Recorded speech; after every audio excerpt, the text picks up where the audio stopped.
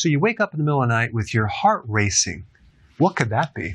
Well, the first thing you want to do is differentiate between, is your heart rate really increasing or do you have palpitations? Because they can feel very similar. And so ideally, you'd want to check your pulse to see if your pulse rate is higher. Tachycardia is a medical name for high pulse rate, over 100 beats per minute. The normal beats per minute should be around 72, but it could be actually a lot lower if you're in shape, or it could be slightly higher. Or a palpitation is a little bit different. It's not necessarily a sustained high pulse rate. The heart is flipping or flopping or speeding up temporarily or slowing down temporarily. But I do have videos on palpitation, slightly different than this. I put a link down below.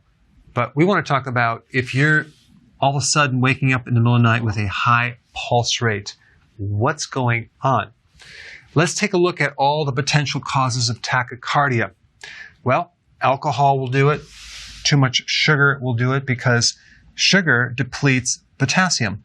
Potassium is kind of like a governor or a regulator of your pulse rate. And so without potassium, you don't have the brakes in the car, so it's all accelerators. So the pulse rate will go up. In fact, I remember right before I got married, we were living in San Diego, and we were going around trying to find the best wedding cake. And so we were going to different places sampling wedding cakes. And then we ended up at an Italian restaurant and had pizza and pasta and wine. And right before their closing, I realized we were the last people left. And so the waiter said, would you like to sample some of these desserts before we toss them out? And of course, I don't want to waste any food, so we sampled everything. And so I was driving home that night with a tremendous amount of carbohydrates flowing through my bloodstream. And right when I went to bed, I noticed this large pounding in my ear. It's like boom, boom, boom, boom. My pulse rate was not only accelerated, but it was loud. What was happening in my blood was all this sugar was depleting the potassium that I had, and so there's nothing left to keep the pulse rate under control. So too much sugar will deplete potassium, and your pulse rate will go up, and you will not be able to sleep. Also, just having low potassium in general can increase the pulse rate. Low magnesium can increase the pulse rate. And if you are B1 deficient, which by the way is very, very common, your pulse rate will be a little bit too high. So you'd want to take some nutritional yeast to get that B1, and your pulse rate should come down. Stimulants like caffeine from coffee, also chocolate and tea will keep the pulse rate too high. An overactive thyroid will keep your pulse rate high. I did a video on this, and one of the remedies is actually taking B1. Anemia can keep your pulse rate high, so that would be a lack of B12 or a lack of iron. Number 9, this is called dysautonomia. This is a dysfunctional autonomic nervous system. And the autonomic nervous system controls the pulse rate, your heart rate, and a lot of other things. And too much stress will cause dysfunction of your autonomic nervous system. The best remedy for that would be right here, B1. Another symptom of dysautonomia would be if you were to stand up too quickly and feel a little dizzy or disoriented. All right, number 10, excessive amount of exercise. This happened to me when I worked out twice in a given day, and I just got my pulse rate up too high, and it just did not come down too well. So if your recovery is low or you overdo it, your pulse rate could be too high. Being too acid. Here's another example. One day I drank some kombucha tea. I didn't just drink a little bit. I drank the whole bottle, which actually switched my pH to being slightly too acidic.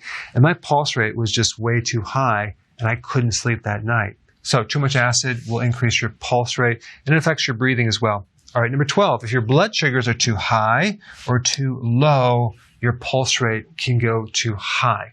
And so if you have any of these, obviously it's pretty self-explanatory what you need to do. There are some other things you can do. If you catch yourself in the middle of the night with your pulse rate high and you need to go back to sleep, this is what I would recommend. There's a simple breathing exercise where you just control your breathing in and out very slowly at a count of 4 to 5 seconds in and 4 to 5 seconds out. And so as you're controlling your breath slowly in and slowly out, that will actually start to affect your autonomic nervous system, and your pulse rate should come down. So it's something that you can do to help you control the heart. All right, number 2, celery. Maybe you need to get out of bed and just consume some celery. Celery has all sorts of great, wonderful things, phytonutrients, certain types of minerals that are really calming to the nervous system as well as the blood pressure. And I think the number 1 cause of a higher pulse rate, especially something that's waking you up out of bed, would be that your carbs are just too high. So you want to go low carb and you want to go no sugar. Now, when you initially get on a ketogenic plan, you may find your pulse rate goes up when you're in this transition phase for about 3 days. But if you just take potassium and a good electrolyte powder, and you take vitamin B1 through nutritional yeast, that should pretty much prevent that from happening. So stress can actually raise your pulse rate. So during the day, you want to do long walks to keep the stress off your body as much as possible. I do walking every single day. I think yesterday I walked for an hour. It's very therapeutic. Get in nature and just do the walks. That's very good for the heart. And the last thing is to avoid EMF. I will be doing more videos on this, but these are certain frequencies or energies that emanate from your cell phone, electrical wires. So if you're sleeping and your cell phone or iPad is right next to you, right by your head, or you have a lot of electrical devices plugged in, unplug them before you go to bed. Put your cell phone on airplane mode, and you're going to find that you'll have less EMF. What you have to realize is that these frequencies have a serious influence over your own frequencies. You have a lot of electrical things going on in the heart and different fields of energy, and so you want to keep these to a minimum. All right, guys, there you have it. Now you know exactly what to do.